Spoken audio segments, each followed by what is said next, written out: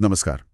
आज हम बात कर रहे हैं 18वीं सदी के फ्रांस की और एक बहुत ही अजीब और डरावनी घटना की, जेवधान इलाके में।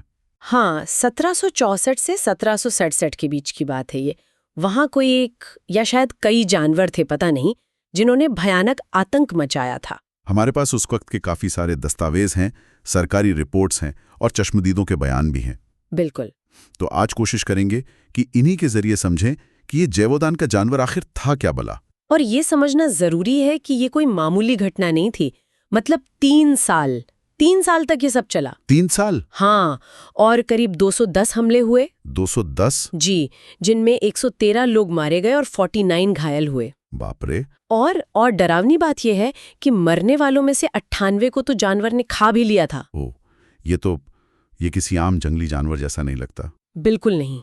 आंकड़े ही बता रहे हैं कि कुछ बहुत अजीब था। इतने सारे चश्मदीद थे, जैसा आपने कहा, पर उनके बयानों में इतना फर्क क्यों है कि वो जानवर दिखता कैसा था? क्या सबने अलग अलग चीज देखी? ये बहुत दिलचस्प सवाल है। ज्यादातर लोग कहते हैं कि वो भेड़िए जैसा था। अच्छा। पर आम भेड़िए से कहीं ज्यादा बड़ा। मतलब? किसी ने कहा बछड़े जितना, किसी ने तो गाय जितना बड़ा बता दिया। गाय जितना? ये तो कुछ ज्यादा ही नहीं हो गया? हाँ, लगता तो है। रंग भी अलग अलग बताया गया, लाल, भूरा, कभी पीलापन लिए हुए, पीठ पर काली धारियां और पूंछ लंबी जिसके आखिर में गुच्छा था। और वो भयानक दांत और पंजे, उनका जिक्र भी होगा? हाँ, वो तो था ही, लेकिन कुछ बातें तो बिल्कुल ही अविश्वसनीय है। जैसे कि वो अपने पिछले पैरों पर चल सकता था। क्या? हाँ, और लंबी लंबी छलांगे लगाता था। और ये भी कि उस पर गोलियों का असर ही नहीं होता था। गोलियों का असर नहीं? ये कैसे मुमकिन है? पता नहीं, शायद डर की वजह से लोगों को ऐसा लगा हो, या फिर कुछ और ही बात हो। और उसका बर्ताव, वो भी अजीब था कहते हैं। बहुत अजीब। वो ज्यादातर अकेले लोगों पर हमला करता था, खासकर महिलाओं और बच्चों पर। और निशाना हमेशा गर्दन या सिर होता था। हाँ, बिल्कुल। ये पैटर्न बहुत साफ दिखता है। मतलब जैसे उसे मारना ही मकसद हो, सिर्फ शिकार नहीं। और वो डरता भी नहीं था? मतलब गांव के बीच में हमले? बिल्कुल निडर। दिन दहाड़े भी हमले हुए। कुछ रिपोर्टों में तो ये भी लिखा है कि उसके साथ एक और वैसा ही जानवर या शायद कोई बच्चा भी देखा गया। एक से ज्यादा? हाँ, कुछ बयानों में ऐसा है। और उसकी चालाकी की भी बातें हैं, जैसे वो पहले शिकार को देखता था, समझता था, घात लगाता था। हाँ, और जब शिकारी उसके पीछे पड़े तो उसने अपनी रणनीति भी बदली। बहुत होशियार लगता था। जाहिर है, इतना आतंक फैला होगा कि बात पेरिस तक, राजा लुई 15 तक पहुंच गई होगी। पहुंच गई थी। उन्हें दखल देना पड़ा। शाही शिकारी भेजे गए। कौन कौन आया था? पहले सेना के कैप्टन डुहामेल अपनी टुकड़ी के साथ आए, फिर डी एनेविल आए जो पेशेवर भेड़िया शिकारी थे। लेकिन हमले नहीं रुके। ये दिखाता है कि मामला कितना गंभीर था। आखिरकार राजा ने अपने सबसे भरोसेमंद शिकारी फ्रांसवा एंटोनी को भेजा। वो निजी बंदूकधारी थे राजा के। अच्छा। और एंटोनी ने सितंबर 1765 में एक बहुत बड़े भेड़िए को मार भी गिराया। उसे वुल्फ ऑफ शेज कहा गया। तो क्या वही था वो जानवर? लोगों ने पहचाना उसे? हाँ, कई पीड़ितों ने या उनके घरवालों ने कहा कि यही था वो। तो लगा कि चलो अब शांति हो जाएगी, मामला खत्म। पर कहानी यहाँ खत्म नहीं हुई, जैसा कि अक्सर होता है ऐसी कहानियों में। सही कहा। कुछ महीने सब ठीक रहा, फिर दिसंबर 1765 के बाद हमले फिर शुरू हो गए। ओह, तो एंटोनी ने गलत जानवर मार दिया था या एक से ज्यादा थे? यही सवाल है। 1766 में हमले और बढ़ गए, लेकिन इस बार जानवर ज्यादा सावधान लग रहा था, ज्यादा चालाक। तो फिर उसे कैसे रोका गया? अंत में जून 1767 में एक स्थानीय अमीर माकी डी अपर्चर ने एक बड़ा शिकार आयोजित किया।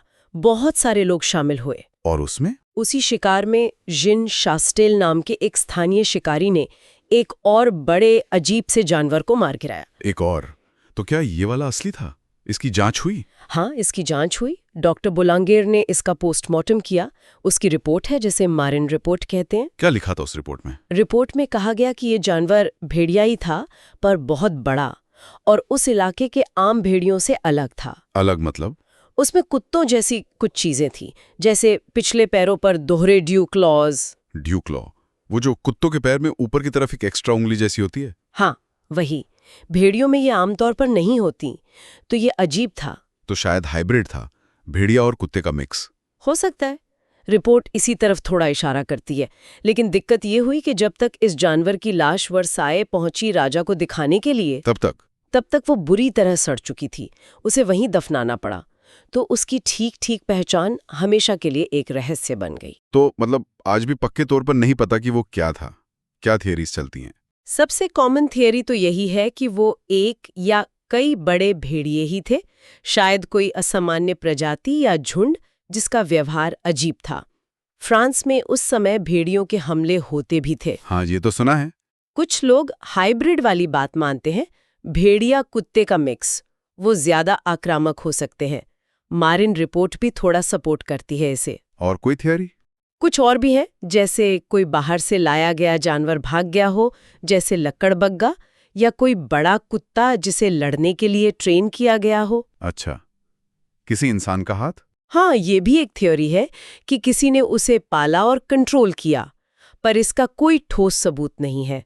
और फिर वो अलौकिक बातें तो हैं ही, पर वो शायद डर और कल्पना का नतीजा ज्यादा लगती हैं। तो ज्यादातर एक्सपर्ट्स यही मानते हैं कि वो भेड़िया या भेड़ियों का ही कोई असामान्य केस था। हाँ, आधुनिक नजरिए से देखें तो यही सबसे तार्किक लगता है। तो जेवोदान का जानवर वो एक खौफनाक हकीकत थी। सैकड़ों जाने गईं, पूरा इलाका सालों तक डरा रहा। हाँ, और शाही ताकतें लगीं, बड़े शिकारी आए, 2 बड़े जानवर मारे भी गए। पर असलियत क्या थी, ये आज भी पूरी तरह साफ नहीं है। एक पहेली है। बिल्कुल, ये घटना दिखाती है कि कैसे डर, जानकारी की कमी और शायद वाकई में कुछ अजीब परिस्थितियां मिलकर एक ऐसा रहस्य बना सकती हैं जो सदियों तक लोगों को सोचने पर मजबूर करे। और ये भी सोचने में मजबूर करता है कि जब हम किसी चीज को समझ नहीं पाते तो हमारा डर उसे कितना बड़ा चढ़ा देता है ना? सही कहा। हम शायद वही देखते हैं जो हम देखना चाहते हैं या जिससे हम सबसे ज्यादा डरते हैं। अज्ञात का सामना करना हमेशा मुश्किल होता है।